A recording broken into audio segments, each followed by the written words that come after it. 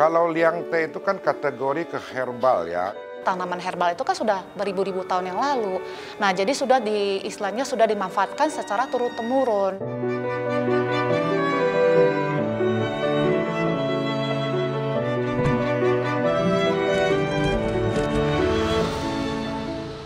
Liang itu artinya luas. Liang itu untuk dingin ya. Kalau atau bahasa apanya liang itu dia dingin. Jadi biasanya dipakai untuk panas dalam. Tradisional sekali deh. Jadi memang benar-benar seperti apa ya, minuman tradisional.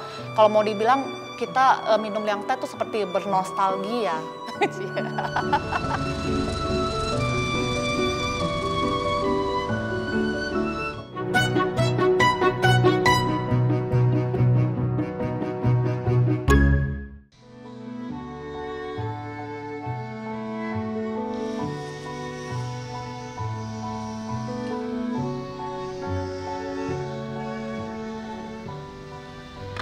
Liang teh adalah minuman yang berasal dari negeri tirai bambu.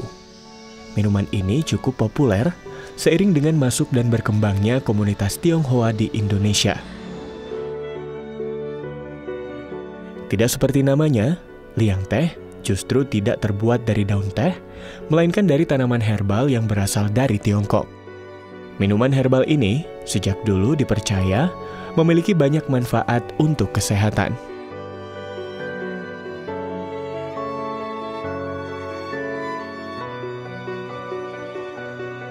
Kalau liang teh itu kan kategori ke herbal ya. Jadi kalau kategori herbal banyak sih jenis-jenis herbal itu yang saya tahu yang bisa dipakai untuk liang teh.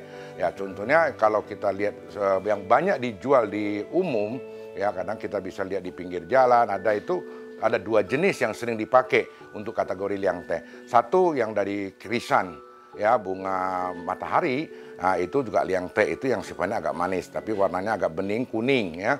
Nah, satu lagi yang dari herbal juga namanya Wang Lao Kiat, itu ada rada pahit. Nah, itu dua-dua juga liang teh. Liang itu artinya luas, liang itu untuk dingin ya. Kalau atau bahasa apanya liang itu dia dingin. Jadi biasanya dipakai untuk panas dalam, mendinginkan badan atau sesuatu yang kita makan itu mungkin ya terasa dia hangat apa panas. Jadi liang teh itu untuk menetralisir.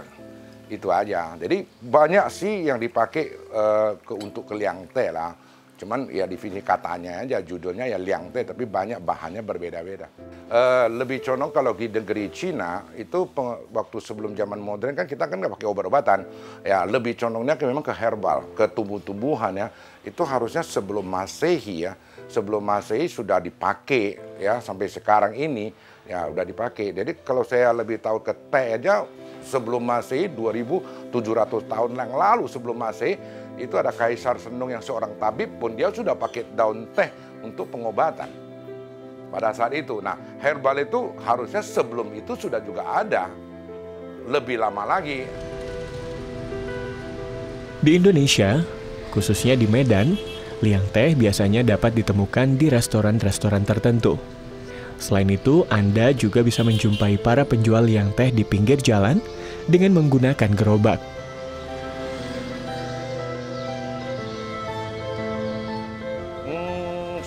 Saya waktu dari kecil ya, kita sering minum itu ada beberapa tempat itu jalan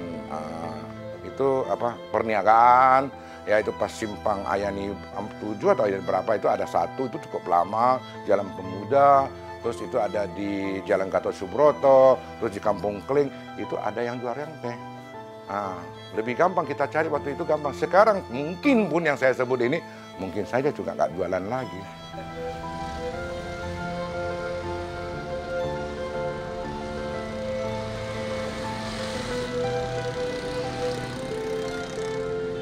Salah satu penjual liang teh yang masih bertahan adalah liang teh milik Sim Gue Hun yang berada di Jalan Pemuda, Kecamatan Medan Maimun.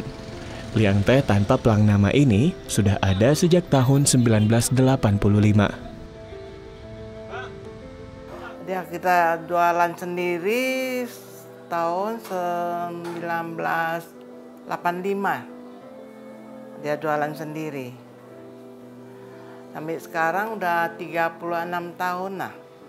Sekarang udah nggak ada AC. Sebelum Aceh udah sakit, udah aku yang jual liang teh sama keponakan aku yang bantu. Sampai sekarang aku udah tua, nggak bisa payah lagi mau jalan, kakiku nggak kuat lagi.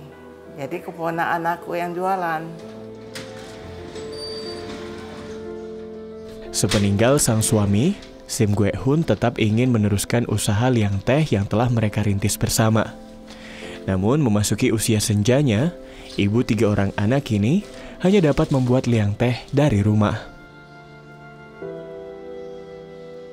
Jam 6:30 aku masak liang teh. Jam 6:30 aku masak liang teh sampai dia mendidih. Kadang kalau gasnya tengok gasnya juga lah, kalau gasnya baru cepat mendidih, kalau gasnya lama dia lama mendidihnya. Nah, udah mendidih baru kasih obat, udah mendidih airnya kasih obat, dia mau sampai 3 jam gitu. Kalau yang manis enggak, 2 jam bisa.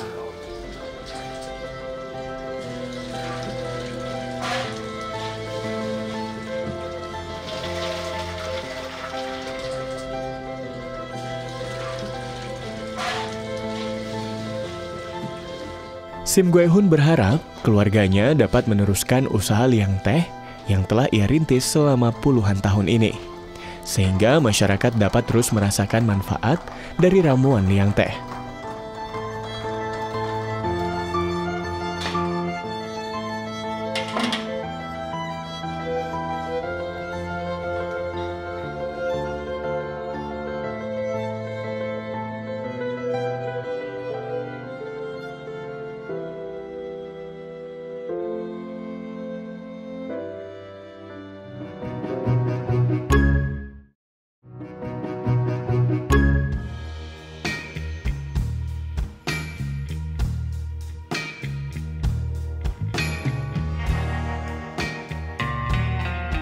Willy Elliot, seorang dokter dari Rumah Sakit Columbia Asia Medan, memiliki ketertarikan untuk mengetahui lebih banyak tentang manfaat dari tiap tanaman herbal yang ada di minuman liang teh.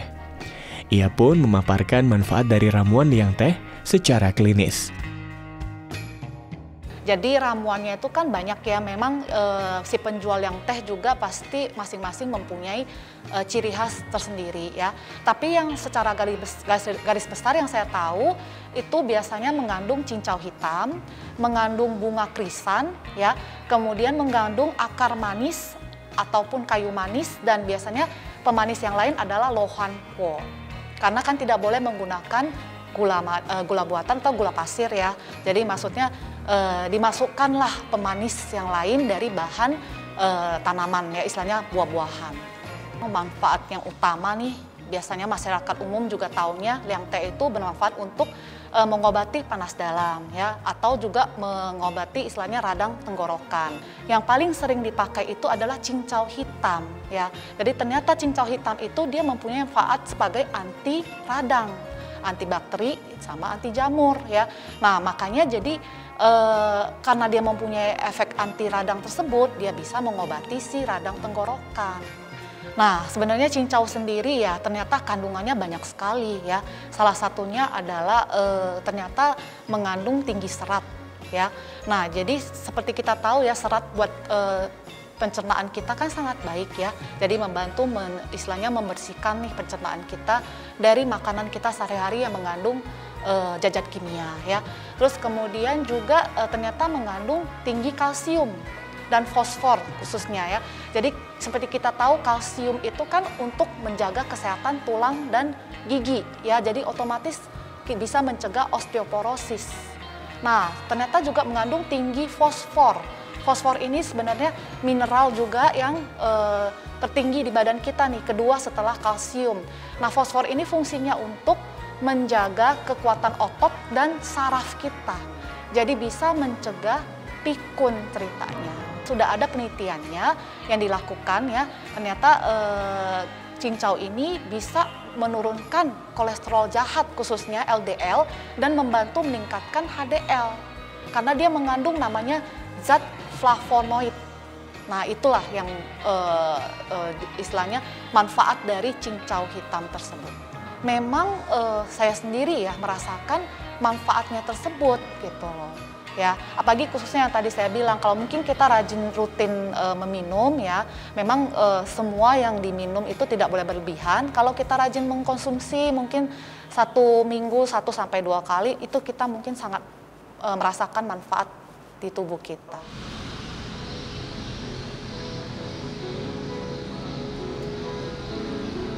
Salah satu penjual liang teh yang cukup legendaris adalah Liang Teh Ayong. Mungkin Anda dan keluarga adalah salah satu penikmat setia teh ini. Ya, Liang Teh Ayong berada di Jalan Perniagaan Kecamatan Medan Maimun. Mereka sudah memulai bisnis liang teh ini sejak tahun 1943. Bahkan, liang teh yang berjualan di Jalan Pemuda dulunya merupakan karyawan di Liang Teh Ayong. Yang saya tahu memang yang sudah lama nih berjualan ya di Jalan Kesawan, terus terang Kesawan, dan mereka kan menggunakan cuma istilahnya apa ya, gerobak, bukan gerobak sih, apa sih, gerobak sepertinya ya, yang di liang tehnya itu dimasukkan di apa, teko begitu. Nah itu sih tradisional sekali deh. Jadi memang benar-benar seperti apa ya, minuman tradisional. Kalau mau dibilang kita minum liang teh itu seperti bernostalgia.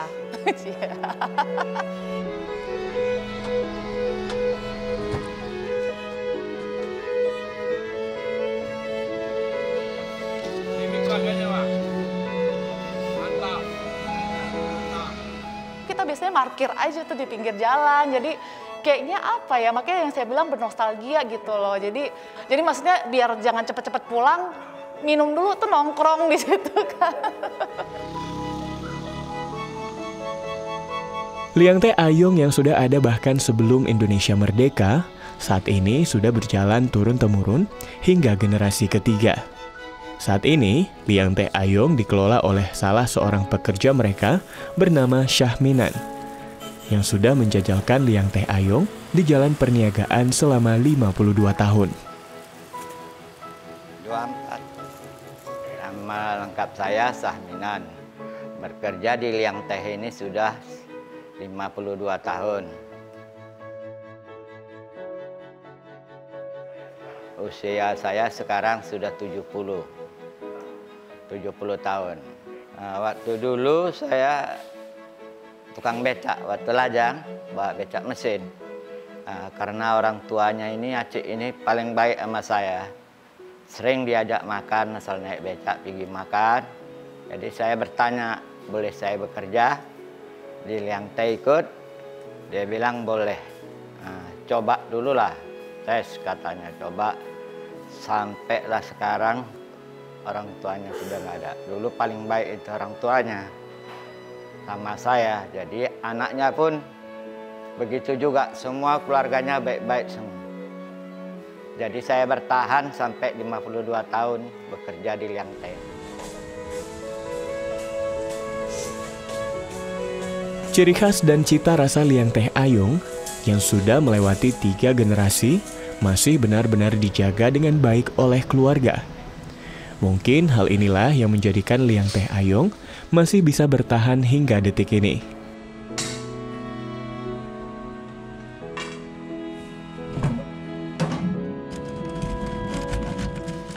Orang tuanya ada yang perempuan, ama itu dialah yang ngeracik. Ya, kita jaga kualitas di luar. Kalau soal racikan obat itu mamanya. Masih sama, mulai dari zaman dulu sampai sekarang. Masih itu juga dijaga. Dasarnya memang inilah dulu. Jadi kalau dirubah bukan nggak bisa sewa toko apa kan. Tetapi memang inilah seninya. Nah, jadi tidak boleh dirubah, dipesan dari akong, dari kakeknya dulu. Walaupun dari tahun 1943, peralatannya, obat-obatnya masih kita jaga. Seperti pertama dulu. Nah, sampai sekarang masih aslinya. Nah, walaupun embernya, ya kan? Walaupun tempat tehnya, tong-tongnya, kereta sorong masih asli dari 1943. Belum ada yang kita robah. Masih dipertahankan sampai sekarang.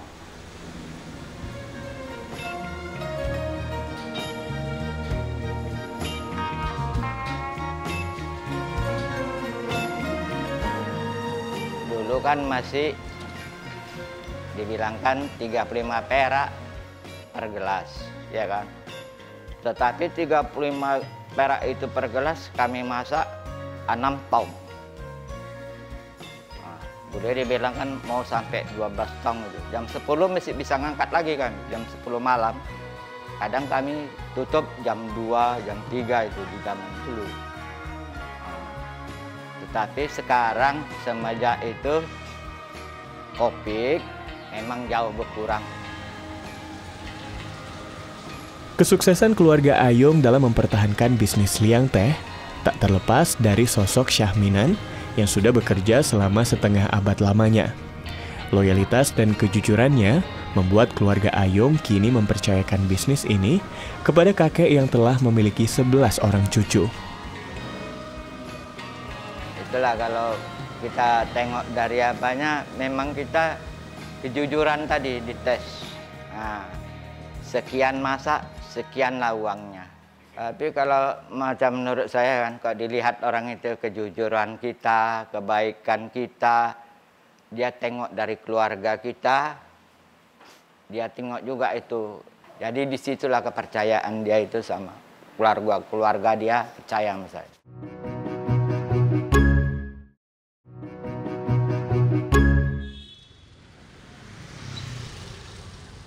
Setiap hari mulai pukul 5 sore, Minan dan keluarga mulai mempersiapkan gerobak dan liang teh. Setelah itu, ia mendorong gerobak tersebut ke lokasi mereka berjualan di Jalan Perniagaan sejauh 500 meter. Kini, Syahminan juga dibantu oleh anak dan cucunya untuk berjualan liang teh. Kita jualan sampai di tempat 5:30, ya kan? Pulangnya sampai habis, kadang nggak tentu, ada jam 10, kadang kalau rame 11:30 udah habis. Paling lama 11:30. Setiap hari habis, kadang kekurangan.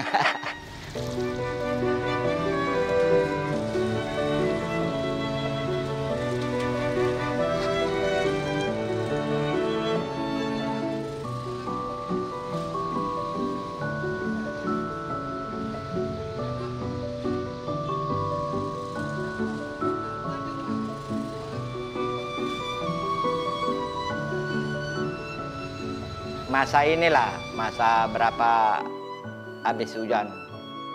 9:30 udah pulang udah.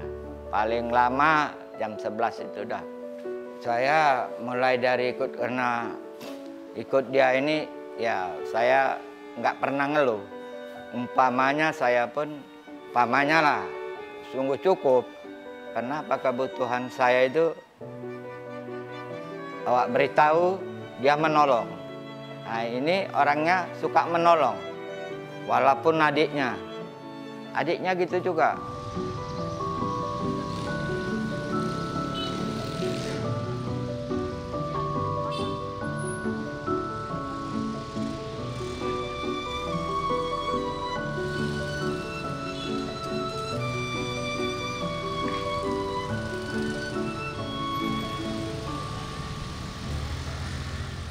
Enggak, umpama kekurangan dari sini, saya bekerja juga di luar, cari pocokan gitu kan. Kalau saya bekerja di pocokan ya bangunan gitu, kenek-kenek bangunan. Nah, kadang kalau memang berat pengeluhan saya kasih tahu aja sama keluarganya. Kalau berat lah gitu kan, datang keluarganya bilang, ya dibantu. Nah, itulah saya bertahan. Saya betah dari dulu bekerja liang teh ini, saya jaga terus sampai sekarang.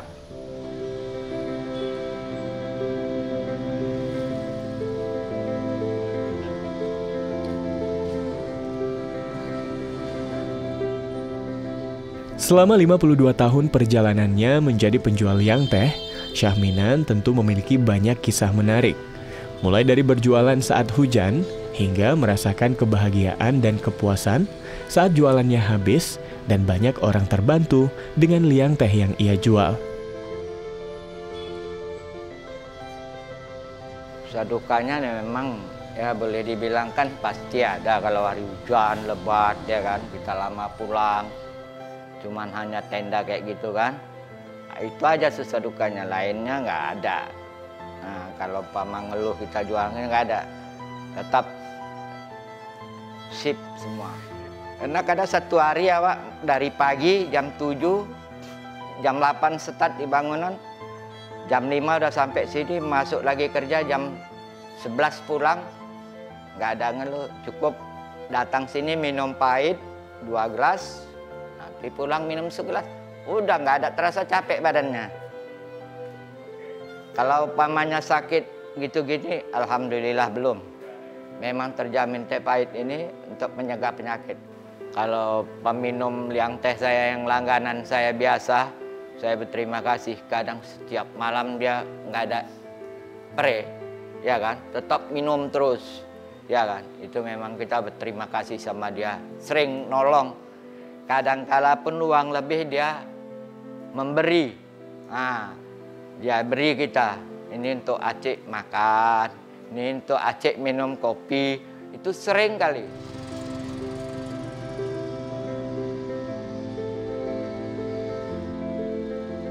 Minan merasa sangat bersyukur dapat dipertemukan dengan keluarga Ayung yang telah menganggap dirinya sebagai bagian dari keluarga mereka.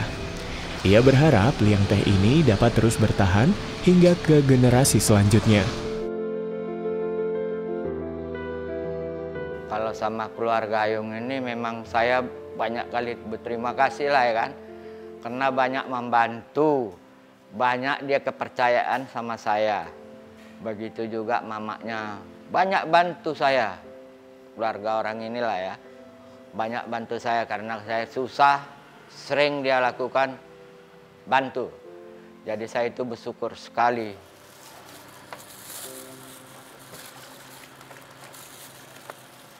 Yang kecil ada. Berapa bungkus? 3 berapa? 38.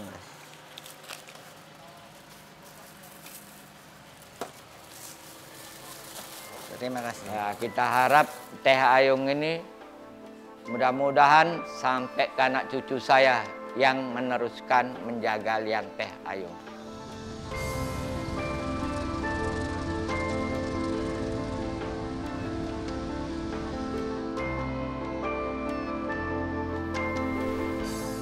Secangkir liang teh ternyata tidak hanya menjadi minuman yang menyehatkan, tetapi juga menyimpan sejuta kisah dan kenangan bagi siapa saja yang pernah merasakan kehangatannya.